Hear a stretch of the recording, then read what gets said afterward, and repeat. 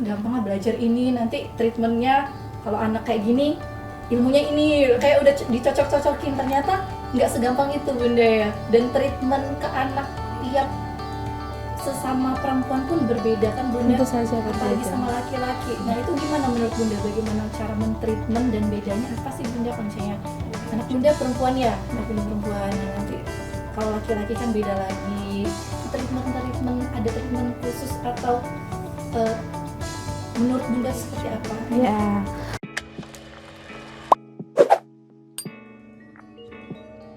Terus kalau di sisi orang tuanya Bunda, untuk memberikan edukasi seperti itu kepada anaknya, apa yang harus dipersiapkan sama orang tua itu sendiri Bunda? oke. Ilmu-ilmunya atau segala macam gitu Bunda. Ya belajar. Oh ya benar juga sih Bunda. Oke. Ya jadi saya yakin ya orang tua saat ini itu sangat modern gitu ya. Tinggal klik aja ada gitu ya. Jadi kenapa sih sekarang banyak sekali sekolah parenting gitu ya, sekolah ayah bunda dengan bahasa-bahasa seperti itu. Sebenarnya itu adalah bekal untuk mendampingi anak kita itu secara maksimal. Ada yang bilang gini, ngapain sih ikut-ikut parenting kayak gitu? Nanti juga anak itu akan berkembang sendiri, sebilang gitu. Learning by doing. Loh, itu yang bahaya itu ya.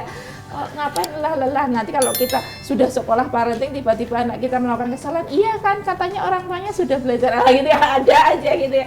Padahal usaha manusia itu pasti tidak akan dielakkan gitu ya, dalam artian Allah itu akan memberikan sejalan dengan usaha orang tua gitu ya.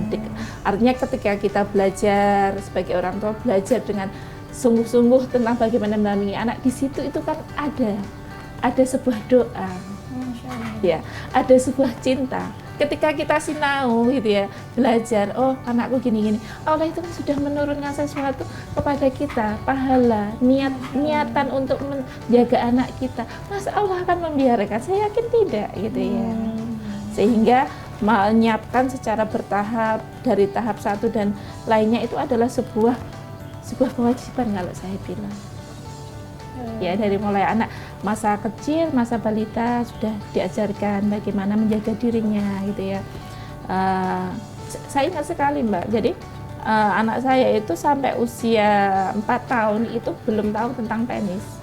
Ya gitu, tiba-tiba karena dia sekolah, mungkin pas di kamar mandi temennya gitu ya, pipis gantian mungkin dia, terus tapi dengan ruangan yang kamar mandi beda, namanya anak-anak kan ada terus lari gitu kan. Dia bilang terus, Bunda, kok tempat pipisnya berbeda ya, ya gitu ya. Mungkin kalau kita jadi orang tuh terus kaget apa gitu ya. Nah, terus ya kita sampaikan aja gitu ya. Kalau adik tempat pipisnya itu namanya ini.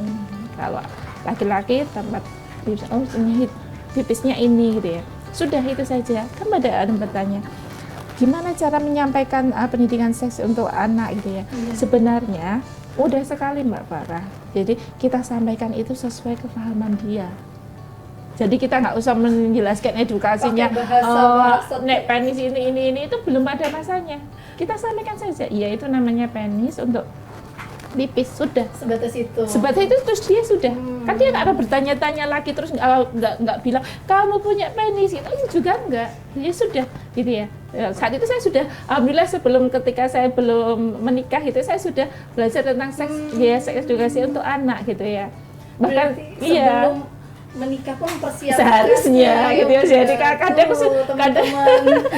sudah jadi orang tua itu sudah nggak punya waktu gitu ya. Ya mungkin karena saya kebetulan saja diminta berapa kali ngisi tentang itu ya, menjelaskan bagaimana seks edukasi gitu ya tentang anak balita, sehingga saya sebelum menikah saya sudah ngisi dulu ini, sudah ngisi dulu. Ya akhirnya mau nggak mau saya harus belajar secara lebih mendalam lagi gitu. Jadi kalau menyampaikan kepada anak usia balita itu sampaikan pada saat dia bertanya. Gitu. Dan hal yang paling sederhana adalah penjagaan badan dirinya. Misalkan seperti ini, adik, semua tubuh adik itu adalah milik adik, ya milik adik. Yang boleh membantu adik adalah bunda dan ayah, gitu ya, membantu bunda dan ayah, dan itu tidak boleh dipegang oleh orang lain. Ya, kalau adik di sekolah yang boleh pegang itu hanya bu guru karena ingin membantu, tapi bukan untuk dipegang. mungkin dibantu untuk menggunakan baju dan yang lainnya gitu ya. Sudah itu aja, pada batasan-batasan sederhana. Pemahamannya dia Iya, Bunda ya. toh kalau kita ceritakan betul. secara abstrak dan ya dia belum pada sampai gitu ya. Dipakai bahasa ilmiah gitu. Boleh apa? Terus nanti akan meningkat sendiri Mbak Farah, akan meningkat sendiri. Kita nggak meminta kejadian tertentu ya. Tiba-tiba anak kecil kadang sok nyelonong buka pintu kamar orang tuanya, terus dia melihat sesuatu terus gimana gitu ya. Ya kita sudah diam terus kita tutup dan yang lainnya. Setelah itu kita ajak diskusi. Apa yang adik lihat tadi, misalkan anak kita laki-laki gitu ya, saya melihat bunda kok seperti ini, misalnya dia bertanya punya ini gitu, iya gitu. Memang kalau sudah nanti dewasa semua perempuan akan memiliki seperti itu, sudah. Oke, Sudah. singkat itu, sesimpel itu ya Bun. Jangan biarkan anak berangan-angan mencari dan membayangkan sendiri. Sudah, toh dia tidak akan berpikir apapun. Sudah, oh iya, berarti ayah sama bunda itu, misalkan melihat bunda, mesti berbeda gitu lah. Oh, iya, Untuk iya. itu hanya sebagai bagian identifikasi saja. Itu penting banget berarti Bunda ya untuk teman-teman nikah positif yang mungkin belum menikah, sedang mempersiapkan ya Bunda, atau mungkin bunda-bunda yang sedang nonton juga. Itu memang penting banget untuk kita tahu, belajar tentang bagaimana menyikapi anak ketika masa pubertas itu ya Bunda. Kadang kan mungkin karena bingung, tadi tiba kejadian yang di luar dugaan, terus bingung sendiri, akhirnya membiarkan aja anaknya, jadi anaknya malah mikir sendiri itu apa gitu. Ya itu yang Terus berbahaya, dia tahu Mbak. sendiri cerita sana sini gitu Yang kan. paling bahaya nanti explore-nya itu. Mana anak-anak kan masa eksplornya gitu. Pasti, Bunda. Apalagi pasti, masa menuju iya. pubertas itu kan pasti Iya. rasa ingin tahunya dalam gitu ya Bunda. Semakin lama semakin lebih dalam lagi Mbak. Penting banget Masya Allah.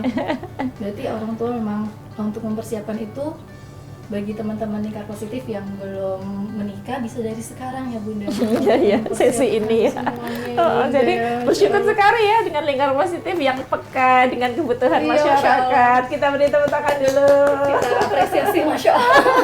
Karena memang penting banget sih Bunda. Iya. Soalnya karena mungkin kan sekarang masa-masanya perkembangan media sosial, jadi hal-hal yang kayak gini tuh agak tersampingkan gitu loh Bunda. Lebih banyak kita bagaimana mengeksplor media sosial, bagaimana gini bikin biar di masa-masa perkembangan zaman ini justru kayak gimana anak nanti menggunakan apa ya namanya alat elektronik malah ke situ-situnya kan Bunda. Justru yang hal-hal sensitif ini agak terkesampingkan, itu juga Padahal ini miris menjadi- banget yang akhirnya nanti masa depannya malah lebih bahaya. Makanya kan sekarang anak-anak remaja itu ada yang SD udah pacaran gitu Bunda, udah yang panggil ayah bunda masih SD. Saya dong lihat.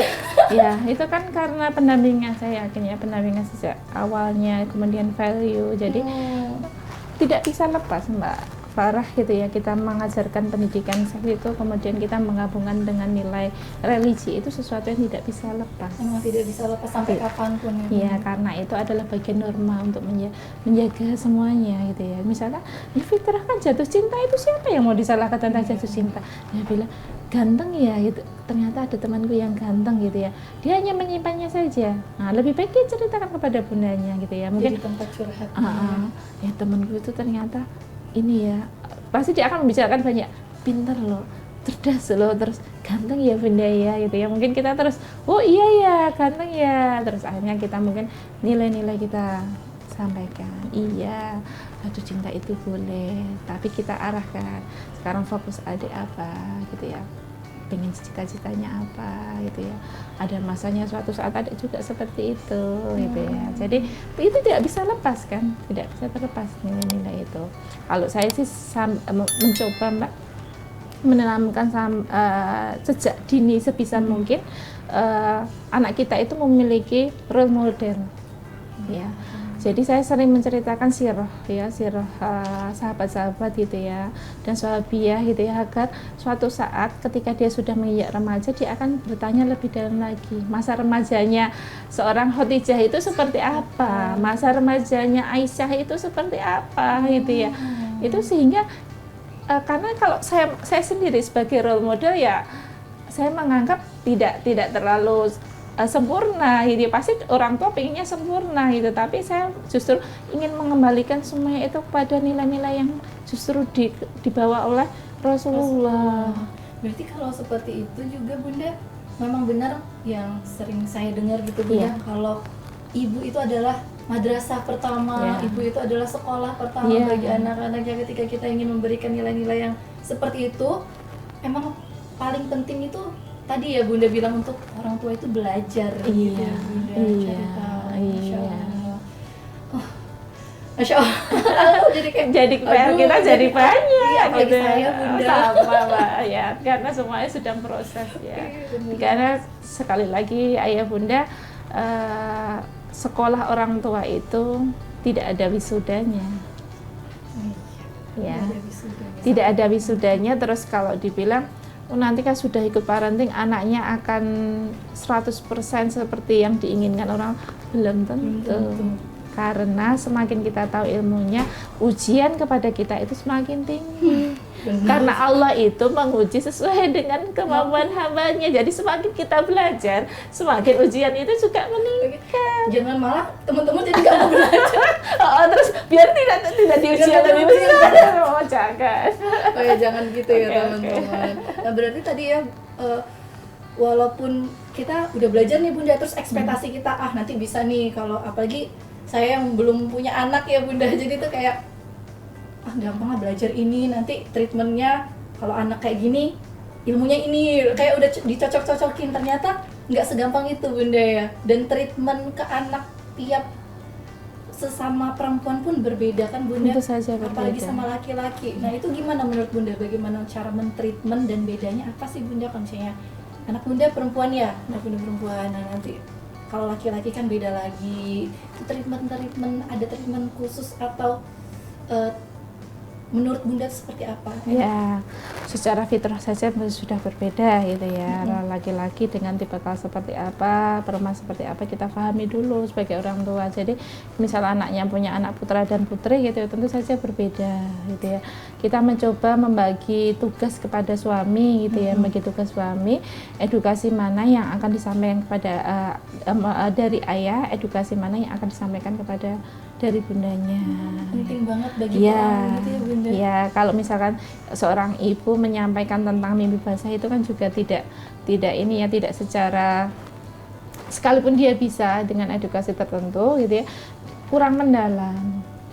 Sama hanya ayah ketika dia menyampaikan tentang haid gitu ya, haid itu seperti apa, itu kan yang tahu juga bundanya gitu ya. Artinya ketika haid apa saja, hormon yang sedang berkembang itu seperti apa, kemudian emosi kamu seperti apa, yang merasakan ibunya. Iya, karena mengalami sendiri ya. Iya, jadi treatmentnya kita berikan kepada sesuai dengan jenisnya.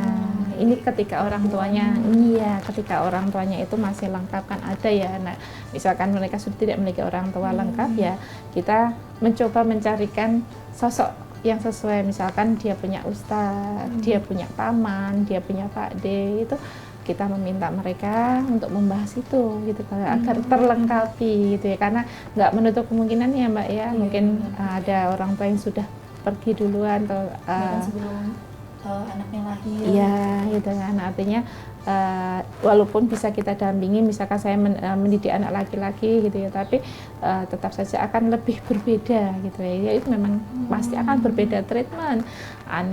Anak perempuan yang sukanya ngomongnya panjang, baperan gitu kan, nah, jadi ya tentu saja berbeda, kita suguhkan dengan cara yang berbeda. Anak laki-laki ibunya ngomong 10 kata, anak laki-laki jawabnya 1 kata, ya oke. Enggak, ini sudah beda gitu ya. Dimana kita menanamkan treatment itu sama, tidak bisa gitu ya. Saya lebih baik didampingi dengan jenis yang sama untuk pendidikan ini. Walaupun saya bilang tidak menutup kemungkinan bundanya juga mau belajar ya, tentu ya tentang psikologis anak laki-laki itu juga kewajiban, nggak belajar tentang laki-laki. Udah nanti itu suamiku aja gitu, terus bagi perannya terus kayak bagi roti gitu ya. Ayah sama bagian segitu habisin sendiri gitu, bunda segini pas giliran ayahnya salah, tuh kan ayah nggak ngajarin ini. Itu lebih seru ya kali. Nggak gitu juga Oh, gitu Mbak jangan Farah ini. gitu ya, hanya ya tetap akan belajar yang sama sehingga nanti ketika ayah bertemu di kamar itu mendiskusikannya itu secara integral. Kompleks anak gimana ya anak laki-laki mau sampai mana kamu mendampingi, terus ayahnya juga bilang iya pun gimana anak perempuan kita pemahaman tentang ini seperti apa kayak gitu ya. Jadi tempat tidur itu jadi ruang kuliah gitu ya. Ruang diskusi, ruang kuliah. Iya. Oh, jadi setiap jenis kelamin itu memang punya treatment yang berbeda. Tentunya Dan saja mungkin berbeda. untuk ada yang tadi kasus khusus yang orang tuanya meninggal sebelum lahir, terus tetap sebisa mungkin dihadirkan sosok gitu ya. Iya, Bunda. pasti. Kalau untuk bapak aman gitu Iya. ya, mungkin kakeknya atau misalnya Iya. masih ada gitu Iya, ya. Bunda. oke, iya. Iya. Nah, terus Bunda, tadi perbedaan treatment antara laki-laki sama perempuan. Nah, kalau misalnya cara men-treatment, mohon maaf, anak yang memiliki kebutuhan khusus Bunda. Oke, ini yang luar biasa Mbak Farah gitu ya. Kalau Mbak Farah mungkin suatu saat tak ajak gitu ya. Insya Allah, amin. Semoga dapat kesempatan. Saya tuh mendampingi anak kebutuhan khusus itu sejak tahun 2009.